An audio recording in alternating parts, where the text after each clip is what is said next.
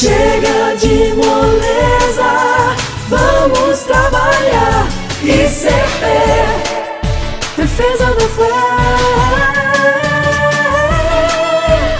Pastor Antônio Fonseca.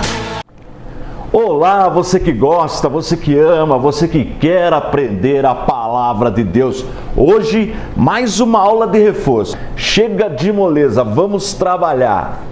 Matéria Bibliologia, olha aí na sua tela. Na aula passada, nós passamos na estrutura, nos livros do Novo Testamento. Nós já percorremos os 39 livros do Antigo Testamento e já percorremos os 27.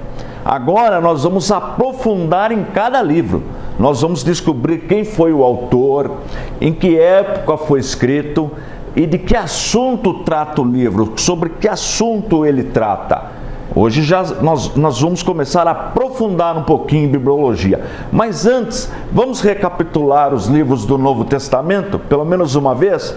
Então olha aí, eu vou pôr na tela. Pensa primeiro na primeira parte, que nós chamamos de biografias. Biografias que narram toda a vida de nosso Senhor e Salvador Jesus Cristo. Então os 4 primeiros são livros que tratam, que nós chamamos biografia, e esses livros são os evangelhos. Então todo mundo sabe o nome dos 4 evangelhos. Então pensou aí? Eu vou colocar na tela para você, dá uma olhadinha aí na tela, tá vendo aí?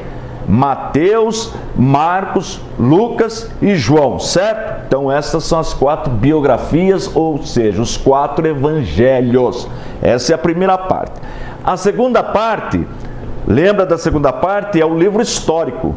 Enquanto no Antigo Testamento nós temos 12 livros históricos, no Novo Testamento nós temos só um. Olha como ficou fácil. Olha aí na sua tela.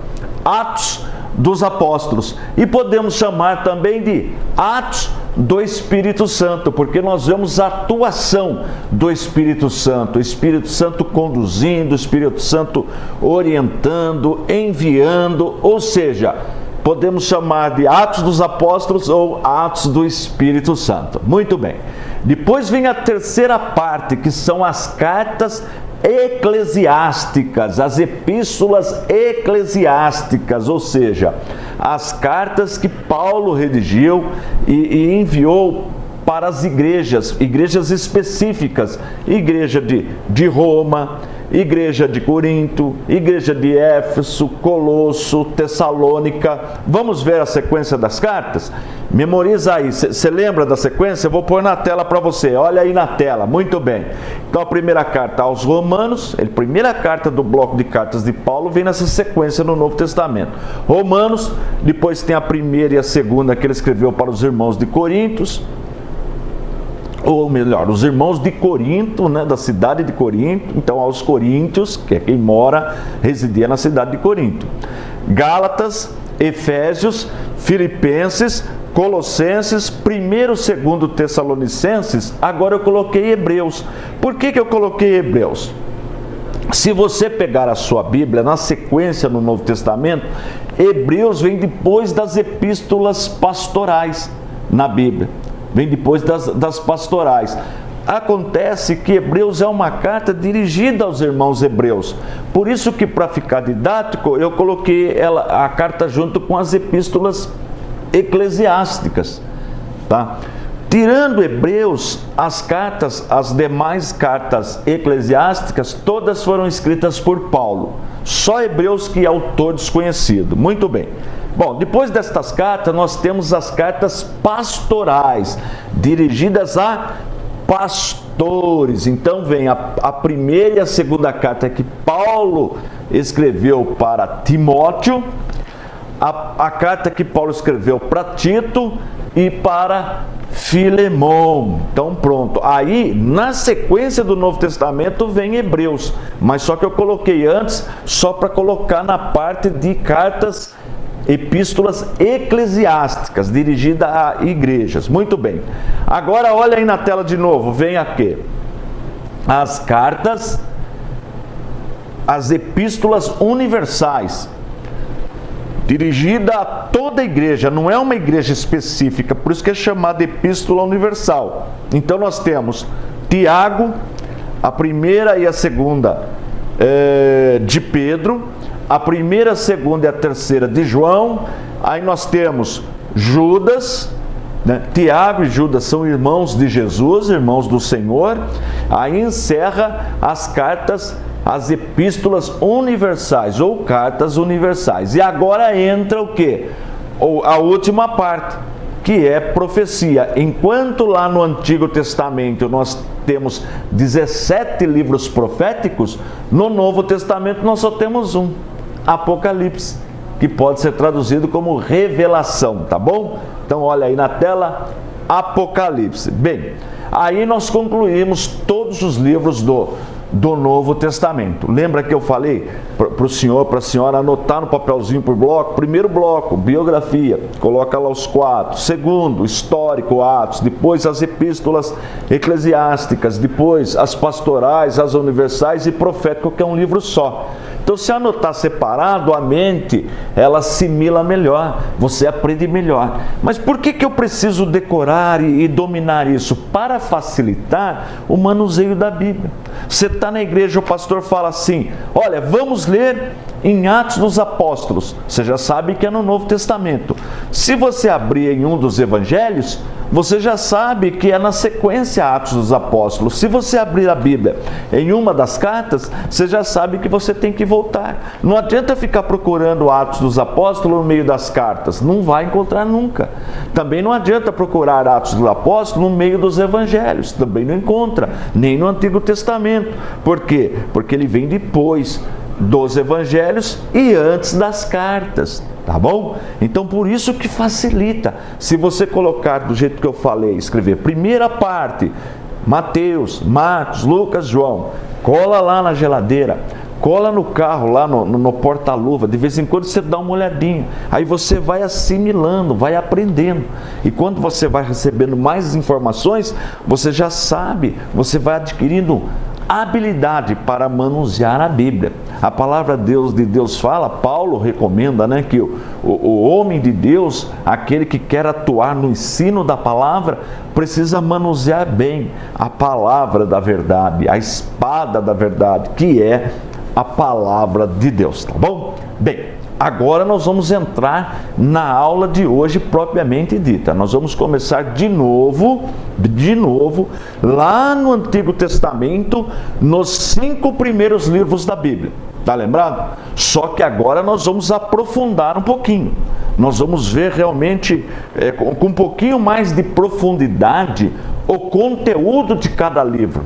Tá certo? Vai ser muito bom e você vai crescer mais ainda. Lembrando que tudo que eu vou agora aprofundar está documentado 100% nestes módulos. Então, o que eu vou falar agora está no módulo 1. Então, se você já recebeu o seu módulo em casa, se já chegou aí para você, se você abrir o módulo 1 na matéria Bibliologia, você vai encontrar exatamente o que eu vou mostrar na tela agora, tá? Só que eu vou mostrar na tela o resumo. No livro você tem muito mais conteúdo, tem exercícios para você treinar, para você memorizar melhor, tá bom? Então, muito bem. Olha aí na sua tela, olha aí, vai aparecer escrito aí. Pentateuco. Autor do Pentateuco, Moisés. Que data ele escreveu mais ou menos? 1440. Então anota essas informações aí, por favor, para você aprender. Então o autor do Pentateuco, Moisés. Pentateuco você já dominou. São os 5 primeiros livros da Bíblia. Penta quer dizer 5, teuco, livros, não é isso? Então Pentateuco, os 5 primeiros livros da Bíblia. Quais são? Gênesis, Êxodo, Levítico, Números e Deuteronômio, tá? Então nós vamos estudar agora esses 5 livros. Vamos começar por Gênesis, mas antes, deixa eu chamar o nosso intervalo. Quando eu voltar, a gente já volta no primeiro livro da Bíblia, Gênesis. Lembrando que o Pentateuco, então, foi escrito por Moisés. Então essa é uma pergunta interessante. Ele fala, quem escreveu o Pentateuco? Moisés. Segundo a tradição, segundo a teologia cristã, né? Segundo homens de Deus piedosos, a teologia ortodoxa, quem escreveu os 5 primeiros livros da Bíblia foi Moisés. E que ano ele escreveu? Mais ou menos 1440. Deixa eu chamar o intervalo. Quando eu voltar, eu explico como a gente chega nesta data, tá bom? Não sai daí não, já estou voltando.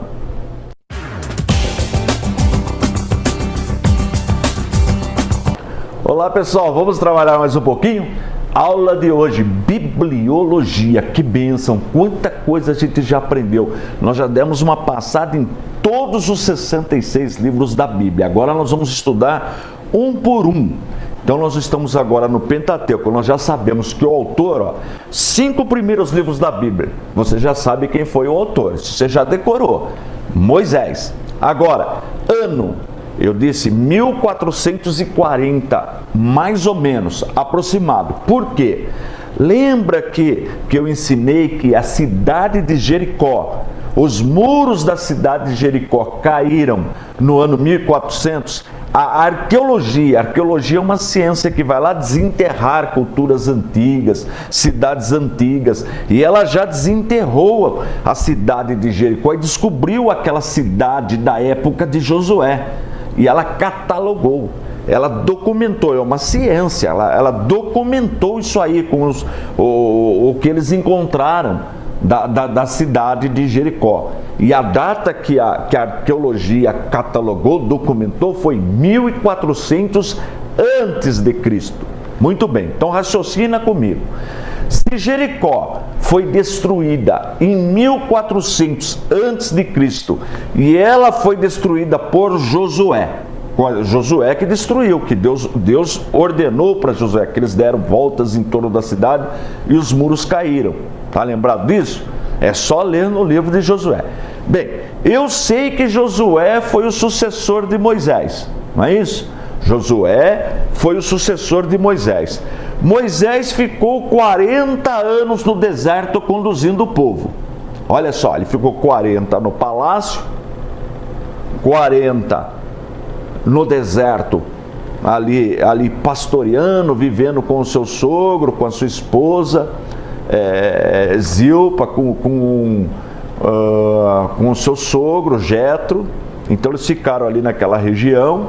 Ele ficou 40 anos. Aí ele fica 40 anos conduzindo o povo de Deus. Isso está em Atos dos Apóstolos, capítulo 7, na pregação de Estevão. Muito bem. Ora, então, ele escreveu esses livros nesse período de 40 anos que ele está conduzindo. Ali que nós vemos Deus revelando para ele. Mais ou menos. Então, veja, se Josué é 1400... antes de Cristo, eu tenho que voltar mais um pouquinho para pôr os 40 anos de Moisés. Daí nós chegarmos nesse número. Quando ele escreveu mais ou menos entre 1440 e 1400 antes de Cristo, tá bom? Bem, o primeiro livro da Bíblia é o livro de Gênesis. Livro de Gênesis, que significa início, onde tudo começou. Veja que você já leu o primeiro versículo de Gênesis, no princípio. Então, olha aí na sua tela, Gênesis é igual origem. Se você quiser, você pode pegar um lápis ou uma canetinha e escrever na sua Bíblia. Gênesis é igual origem. Muito bem. Nós vamos dividir agora, para o nosso aprendizado, para efeito didático, o livro de Gênesis em dispensações, tá? Dispensações em período, que nós vemos o comportamento do homem nesse período. O que está acontecendo? Vamos chamar de dispensação. Como que Deus está tratando o homem nesses períodos, tá? Então, o primeiro período, anota aí no seu caderninho, olha aí na sua tela aí. Eu vou pedir para pôr na tela. Primeiro período, dispensação da inocência. O primeiro período que nós lemos na Bíblia, nós vemos o comportamento como o homem estava, nós chamamos dispensação da inocência. Então veja bem, ele vai do capítulo 1, que tem a criação, e vai até o capítulo 3, a tentação de Eva e a queda do homem. Ali o homem deixa de ser inocente.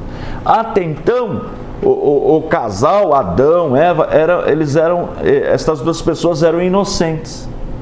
Eram inocentes, né? O casal era inocente, Adão e Eva. Eles ainda não tinham filhos, porque foi rápida a queda, o diabo chegou rápido. A gente entende no texto que a coisa aconteceu bem rápida, mas eles eram inocentes. Então, este primeiro período, até o capítulo 3, a gente fala, olha, é um período, nós chamamos de dispensação da inocência. Período da inocência. O homem era inocente, não sabia ainda o bem e o mal, era inocente, tá certo? Após a queda, nós passamos para o segundo período, segunda dispensação. Olha aí na sua tela, dispensação da consciência, após o pecado do homem até o dilúvio.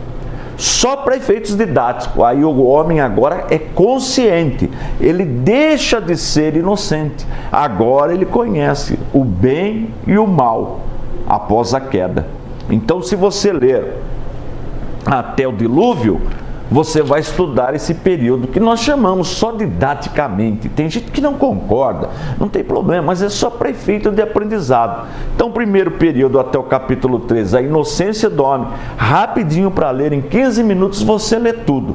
Do primeiro capítulo e o primeiro versículo até o capítulo 3, você já vê a queda do homem. Então, a partir daí, o homem já não é mais inocente, o casal já não é mais inocente, os filhos não são mais inocentes, porque nascem com o pecado, nascem com o pecado dos pais, o pecado que nós chamamos a doutrina do pecado original, que eu já ensinei aqui. Muito bem. Depois desse período, nós temos mais uma dispensação. Olha aí na sua tela, a dispensação do governo humano, que é dos tempos, a partir de Noé, quando eles descem da arca, eles vão formar governos. Você já vê ali surgirem as cidades, os grupos, e até a gente vê o surgimento da idolatria. Isso vai até o final do capítulo 11. Então, de Noé descendo com a sua família da arca, que eles vão povoar a terra, tem todas ali, tem a genealogia, os descendentes dos filhos de Noé, de Sem, Cão e Jafé. Então, nós chamamos dispensação do governo humano, porque nós vemos na Bíblia aí que surgem os governos, as lideranças, você já encontra reinos, encontra o surgimento da idolatria, porque antes do dilúvio nós não encontramos idolatria na Bíblia, nós vamos encontrar idolatria depois do dilúvio. Por quê? Porque nós sabemos e já provamos que os pais de Abraão eram idólatras. Isso está no livro de Josué, eu já li. Muito bem. Aí, agora que é interessante, a última parte, olha aí na sua tela, a dispensação patriarcal, período em que inicia a chamada de Abraão e finaliza com a morte de José no Egito. Viu aí na tela? Muito bem. Aí, essa aí é a dispensação patriarcal. Deus agora para de tratar de toda a humanidade, o registro bíblico para de ser tratado de toda a humanidade e passa especificamente agora tratar de uma única família, que nós chamamos de família patriarcal. Família patriarcal. E quem são os patriarcas? Abraão, Isaac, Jacó, José e todos seus irmãos, os 12 filhos mais uma filha, né? Diná, os 12 irmãos mais Diná. Então, todas estas pessoas serão, esta família, esta árvore genealógica será tratada agora até o último capítulo de Gênesis, que são 50 capítulos. 50 capítulos. Então é um resumo para você entender melhor o livro de Gênesis. Olha, eu quero ler sobre o homem inocente, o homem antes de pecar. Então você começa lá do primeiro versículo, você vê a criação do mundo, vê toda a organização da parte, vê o surgimento do homem, vê a mulher, Eva, sendo tentada, vê ela obedecer, né? Ela cair na cilada da serpente, ser enganada, o homem também, e aí? Acaba este período no capítulo 3 ali que narra a queda do homem, nós vemos que o homem agora passa a ter consciência. Por isso que nós chamamos de dispensação da consciência. Nós saímos da inocência e entramos na consciência. Depois, quando tem o dilúvio, ali no capítulo 7 em diante, nós já vemos a formação de governos humanos. Você vai ler ali, você vai ver ali alguns reinos. Só ler até o capítulo 10, por exemplo, tem ali a tabela das nações. Olha que interessante. E um detalhe importante desse período é o surgimento da idolatria. A partir do capítulo 12, Deus para de tratar de toda a humanidade e vai agora registrar, narrar, né? O texto começa a narrar a vida de uma família, essa família como a família como personagem principal do nosso texto, até o capítulo 50. Aí encerra o livro de Gênesis. Não é fácil? Que bênção! Agora, tudo isso que eu falei, muito mais, você vai encontrar no material, nos módulos, tá bom? Gente, deixa eu chamar o intervalo, não sai daí não, tem mais aula ainda hoje. Vamos trabalhar mais um pouquinho? Chega de moleza, é hora de aprender e aprender a palavra de Deus. Veja que bênção. Então nós aprofundamos um pouquinho no livro de Gênesis. Agora nós vamos ver Gênesis com relação a Cristo, ao Novo Testamento. Que relação tem? Porque o livro de Gênesis, ele é o alicerce. Ele é a base, é como se fosse quando o construtor começa a desenvolver o projeto de uma casa, o mais importante é a base, precisa estar na rocha. E o livro de Gênesis, a falsa ciência, aqueles que são contrários à palavra de Deus, tentam de todas as formas tirar a autoridade do livro de Gênesis. Mas o livro de Gênesis é um livro rico em teologia, que começa já a mostrar o Messias, o Messias prometido, nosso Senhor Jesus Cristo. E o primeiro texto que a gente já vê uma referência a Jesus, um texto profético, vamos usar esse termo, está em Gênesis no capítulo 3, versículo 15. Eu vou pôr aí na tela para você. Olha só o que diz o texto, né? Deus falando: e porém inimizade entre ti e a mulher, e entre tua semente e a sua semente, esta te ferirá a cabeça, e tu lhe ferirás o calcanhar, né? Então esse texto, ele está falando, quando nós vamos aprofundar, ver o que esse texto quer dizer. Está falando de Jesus, né? Porque a semente da mulher é Jesus, que vai destruir a serpente, que é Satanás, né? Que é Satanás. Tá certo? Então esse texto é uma referência a essa luta, né? a essa guerra entre o nosso Senhor Salvador Jesus Cristo, que é a semente da mulher, que vai destruir o mal, que vai destruir Satanás. Embora Satanás tenha conseguido um golpe, né? Você vê a situação do pecado em que nós vivemos, tá certo? Então esse é um primeiro texto importante, logo no começo da Bíblia. Logo no começo da Bíblia. Vamos em frente? Agora veja um outro texto importante. Esse texto fala de um sacerdote eterno, de um sacerdote que não tem genealogia. Nós não sabemos a genealogia, os ancestrais desse sacerdote. A Bíblia não fala. Está em Gênesis capítulo 14, versículo 18. Olha aí na sua tela o que o texto diz: e Melquisedeque, rei de Salém, trouxe pão e vinho, e era este sacerdote do Deus Altíssimo. Este sacerdote, ele tipifica nosso Senhor e Salvador Jesus Cristo. Sabia disso? Melquisedeque, sacerdote do Deus Altíssimo, sem genealogia. Nosso Senhor Jesus, ele tem uma genealogia também divina, ele é filho de Deus, ele é filho de Deus, né?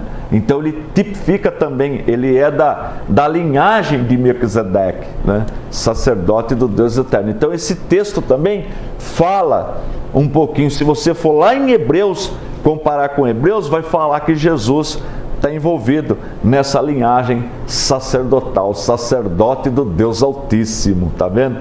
Vamos em frente? Olha Gênesis 22:2. Olha aí na sua tela. Gênesis 22:2. Pedi para pôr aí na tela para você. E disse: toma agora o teu filho, o teu único filho, Isaque, a quem amas, vai-te à terra de Moriá e oferece-o ali em holocausto sobre uma das montanhas que eu te direi. Gênesis 22:2. Então esse texto é aquele texto que Deus pede para Moisés oferecer Isaque, seu único filho. Esse texto e toda aquela história de Isaque, depois Deus providencia um cordeiro, estava tipificando quem? Nosso Senhor e Salvador Jesus Cristo, o Cordeiro de Deus que tira o pecado do mundo. Não é? Abraão não foi pela fé, Deus ali estava testando a fé de Abraão, e pela fé Abraão foi, mas Deus preparou. Deus não permitiu que ele sacrificasse Isaque. E nós também não somos salvos pela fé em nosso Senhor e Salvador Jesus Cristo. Então essa é a relação de Gênesis com o Novo Testamento, tá certo? Vamos ver mais um texto? Gênesis 49:10. 49:10. Olha aí na tela. O cetro não se arredará de Judá, nem o legislador dentre seus pés, até que venha Siló, e a ele se congregarão os povos. Olha aí de novo aí um outro texto, né? Ou seja, Judá, Jesus não é da tribo de Judá? Não é da tribo de Judá? Olha que interessante essa profecia. Então essa profecia também é atribuída como uma profecia messiânica, que está já em Gênesis, já mostrando uma luz, mostrando nosso Senhor e Salvador Jesus Cristo. Tem outros textos que a gente poderia examinar do livro de Gênesis, tá? Mas estes são suficientes. Se você pegar o módulo 1 na matéria Bibliologia, você tem mais detalhes. Ou se você pegar o DVD de Bibliologia, você vai ver que tem 1 hora aqui ensinando sobre esse assunto. Mas para uma leve introdução, né, para o nosso curso já está bom o que nós falamos do livro de Gênesis. Agora, precisa ler o livro. Precisa ler o livro. Você pode também, por exemplo, ler o livro de Gênesis, aí você pode assistir um filme. Quem gosta de filme, pode assistir o filme da criação. É muito bom o filme da criação. Você encontra esse filme para alugar, para baixar na internet. Tem o filme do dilúvio, né, da Arca de Noé. Não esse filme que fizeram um dos últimos aí, que não tem nada a ver com o relato bíblico. Mas é até bom. Mesmo assim, se você quiser assistir, é interessante, porque você primeiro lê o relato na Bíblia, ali a partir do capítulo 7, lê o relato do dilúvio, aí você assiste o filme. Aí você vai comparando. Até é legal, de repente, entre a família, né, reunidos em casa, assistindo um filme e vai vendo na Bíblia, tá? Ou tem o filme de Abraão também, tem o filme de José, olha aí que legal, são filmes interessantes. Mas eu sempre recomendo, antes de assistir o filme, leia primeiro como está registrado na Bíblia. Aí o filme vai te ajudar em muitos aspectos. Por exemplo, para você ver o tipo de vestimenta que eles usavam na época, a casa, do que eles se alimentavam, o que eles bebiam, qual era a linguagem, tudo isso, o meio de produção, a geografia, tudo isso você vai aprender no filme. Agora, você só tem que dar uma lida na Bíblia para poder comparar, para ver, fizeram o filme certinho, olha, essa parte não tem não, isso aí é uma invenção, tá certo? Porque sempre existe alguma coisa para um complemento, mas o que não pode é sair e implantar heresias, como aconteceu nesse último filme de Noé. Muito bem, então tá aí dada a dica para você, final de semana, você que está aí com a família, você pode fazer isso. Muito bem. Agora, nós vamos para o segundo livro da Bíblia. Então, o primeiro livro, o livro de Gênesis, nós dividimos aí em 4 partes. Dispensação da inocência, da consciência, do governo humano e patriarcal. Tá bom? Já aprendemos, já vimos a relação dele com o Novo Testamento, mostrando nosso Senhor e Salvador Jesus Cristo. Muito bem. Agora, nós vamos para o segundo livro da Bíblia. Sabe qual é o segundo livro da Bíblia? Esse você já sabe. Êxodo. Então pega aí na sua Bíblia, se você quiser, olha aí na sua tela. Êxodo igual saída. Saída. Então, você tem que sempre raciocinar assim. Se o povo de Deus, a família patriarcal, se o livro de Gênesis termina com a família de José indo morar no Egito, uma hora eles vão ter que sair de lá, concorda? Porque eles não é a terra deles o Egito, eles foram habitar porque havia uma fome muito grande na região que eles habitavam, e eles ficaram lá, mais de 400 anos, a família dele iria ser peregrina, até que Deus tiraria eles de lá, e isso acontece no livro, é registrado em Êxodo, livro Êxodo, que significa o quê? Saída, né? Saída. Então escreve aí do lado da sua Bíblia, aí do lado do nome Êxodo, você põe um sinalzinho de igual, como eu mostrei na tela, e escreve saída. Saída do quê? Do povo de Deus do Egito, liderados por Moisés, porque a Bíblia diz no primeiro capítulo, no versículo 8, que levantou um rei no Egito, um novo faraó, que não reconheceu os descendentes de José, que não reconheceu, e aí começou a oprimir o povo. Então aí Deus levanta um libertador, Deus levanta Moisés, é nesse período que ele nasce, tá bom?